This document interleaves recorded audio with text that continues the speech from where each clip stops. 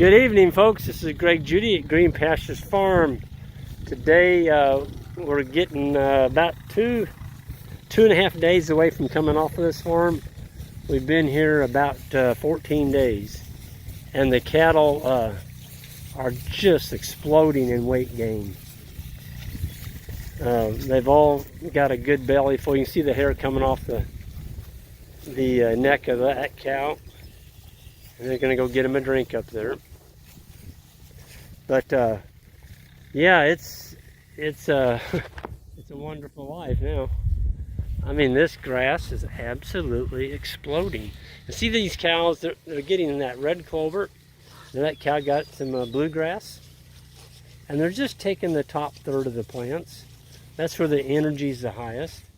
And people say, but cows aren't that smart. They absolutely are. Oh, that's a nice cow. Whew, she's got a big old gut. I like to have a big gut on your women, along with a nice butt. You gotta have a big butt. That's where the calf comes out. You don't want a skinny butted heifer or a cow. But look what they're eating. I mean, that is some primo stuff. That was planted by Mother Nature's seed bank. Again, no clover seeding done for 14 years now. We've never put any seed down. And people say, but you can't grow clover unless you seed it. Well, I kind of beg to differ. There's clover in here. Quite a bit of it, right? See, now this is around a water tank. So you're going to have a lot of traffic right here. A higher density, you're going to have a higher level of clover. So when you move away from the water tank, I'm going to move on out here. These super wild cows. I love docile animals. Boy, here's a cow that's getting ready to calve. It's like one could fall out of her. Look at that. Woo. I'm gonna get your number, honey. So I know to be looking for you. Let's get your number. What's your number? I have to go to my video, remember, I don't have a paper with me. Your number is 521. 521 is going to calve within the next 2 days. That's my prediction. Might be tonight. Oh, is she ready? Her teeth could go a little more swelling, but she could really have a calf. But look at the forage these cattle are on. Folks, when you calve in the springtime and their nutrient requirements double, that's what happens. Their nutrient requirements double when they calve. They need twice as much intake to keep up, with the calf that they're now suckling and to breed back on time. This is the time to calve. This is May 3rd. Super, super high quality forage. Everything's just now in the boot stage. The bluegrass is actually going to the seed head stage. Haven't seen very many fescue seed heads yet, and no clover seed heads. But oh my goodness, there's a lot of cows in here just ready to calve again. There's just a wonderful business to be in. We're collecting solar energy from the sun, and minimal fossil fuel required other than the ATV and driving over here to move them. But I mean, they can do all this on grass. Are you kidding me? No grain. No grain. And with today's market, what people are getting for their livestock, if you're in a sale barn situation, it's not a pretty scene. You need to lower your cost. And the way to do that is to have animals that can make it on forage alone, period. So we gave them about 10 acres here tonight, and in the morning they're going to get the 10 acres on the other side of that wire over there, and we're going to move. Look at 520. She's got a calf on her. Now you tell me, is that a beautiful cow? She's still got a little bit of winter haircut right there on the top of her belly, but in another week she's going to look like you put Armor All on her. Oh, she is just feminine. Big butt, big belly. Just a super, super cow. Folks, that's the kind of cows that'll make you money, but you got to use the right size bulls. can't be using these 1,800 to 2,400 pound bulls and expect to get heifers like that. You're not going to do it. You end up with 1,400, 1,500 pound cows.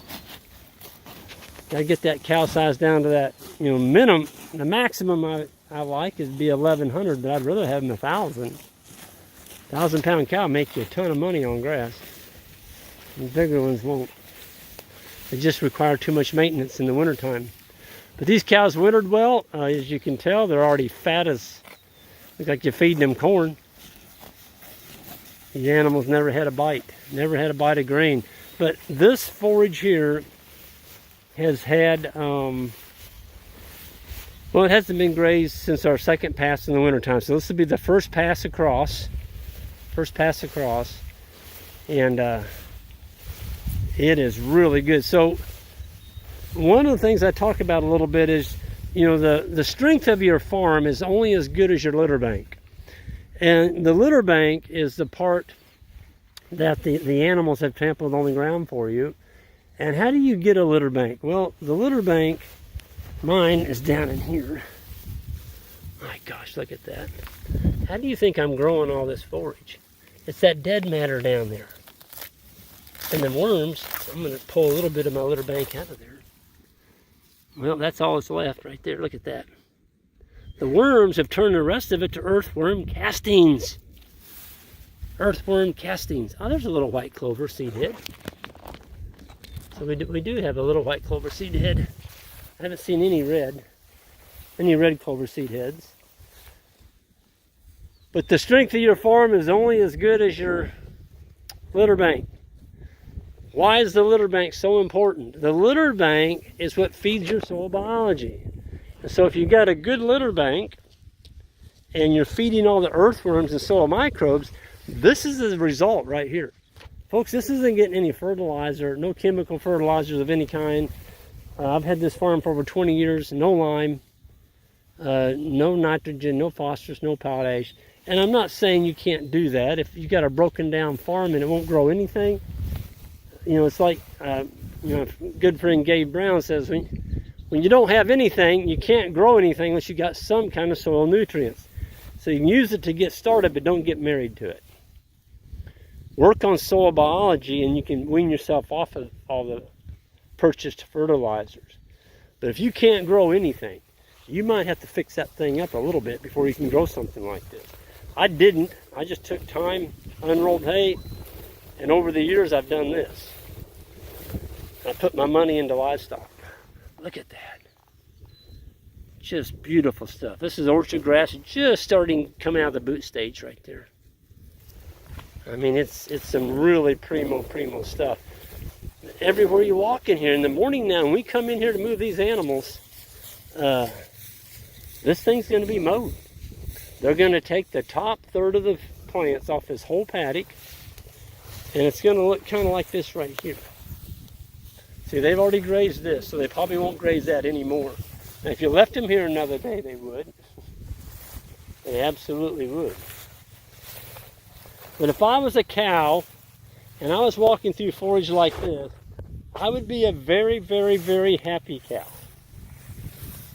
Because when a cow can fill up quick by taking bitefuls of grass, full mouthfuls of grass, she can lay down and start ruminating quicker, okay? And the more palatable you keep your forage, the quicker her the microbes in her belly, the rumen tank, can digest that stuff. And the quicker they can digest it, the quicker they go back to eating again because they're hungry again. Man, look at that. That is beautiful stuff. So this would have been come out of our winter stockpile. That's the results of it right there.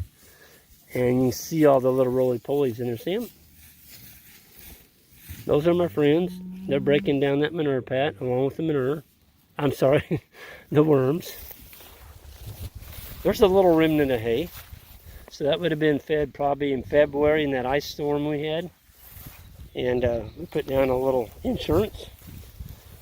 Fed the soil biology. Man, look at this. I mean, folks, this is just...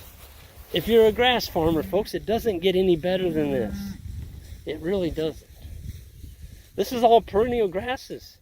I didn't seed any of this. This just came up.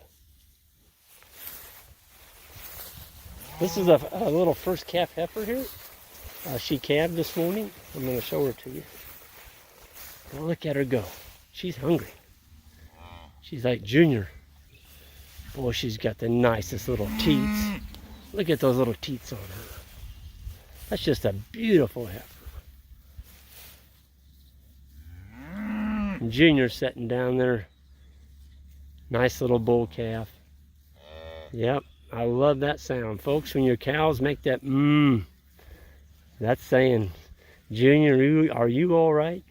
He hasn't hurt you. Look at her licking on him. Good mama. That's a first calf heifer.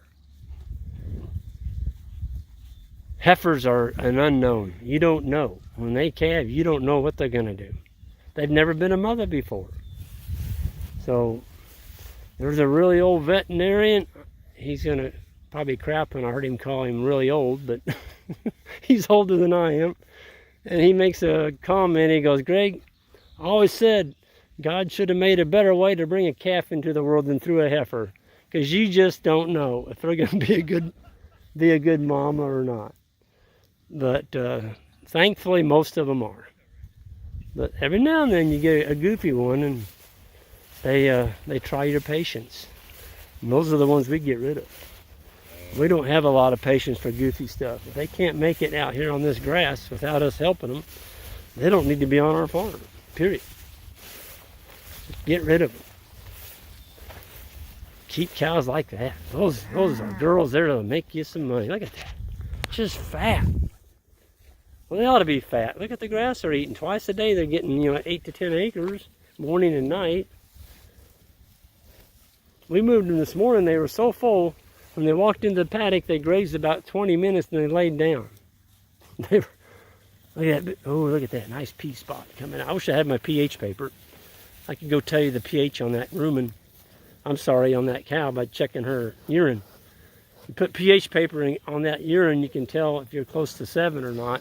The closer the pH you can keep on your cows to 7 on the urine, the quicker she's going to breed back. Her calf's not going to get sick, and she's putting on weight. And she's not going to attract flies, and she's going to reject parasites. That's how important the pH is of your cows. And you can check that with pH paper. You want it as close to 7 as possible. And if you're up in the 9s, your cows are not going to breed back. So that's something you can get you some pH paper and check the pee on your cows. You don't have to walk up there and hold it underneath them as they're peeing. Just find a blade of grass that they've got pee on and touch that blade of grass. It can't be laying on the ground though.